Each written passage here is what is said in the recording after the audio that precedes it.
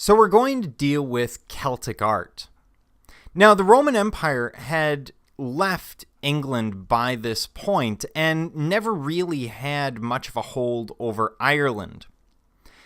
We see very insular art, most of it coming from a tradition of monastic art in the Celtic world, where they're trying to beautify the pieces, the books that they're copying.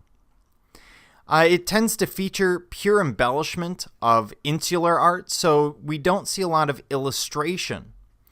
And we often see a carpet page and an image of a saint on the 2 pages prior to each gospel. These pages are intended to break up the text. And the first piece we're looking at is a symbol of St. Matthew from the Book of Durrow. And you'll see here, St. Matthew doesn't look so much like a man as he does like a bell with little legs dangling out of it. And there's a reason for this. To the Irish, it is completely irrelevant what St. Matthew actually looks like. He's here as a bit of an aid. He's here to help them as they consider the book of Matthew, the Gospel of Matthew more specifically. So he's there to sort of focus and concentrate your meditation or your prayer.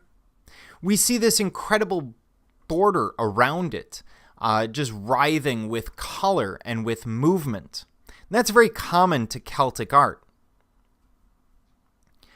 We tend to see basically 4 colors. We're seeing reds, yellows, blues, and greens. And those are your standard colors in Ireland. These are all earth tone colors. And the point of the border is to give you sort of a visual meditative guide. So if you've ever walked through a meditative maze where they lay out a pattern on the floor, you walk around as you consider whatever the issue is, you can do this with this knotwork around the border as well, kind of following it around with your eyes moving throughout.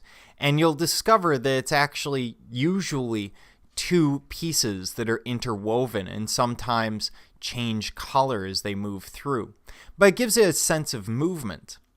The abstraction of St. Matthew is simply the style. It doesn't mean that the Irish can't create a human image. It's just irrelevant to them. They have no need to create something lifelike for this book. They're more interested in beautifying and creating something aesthetic.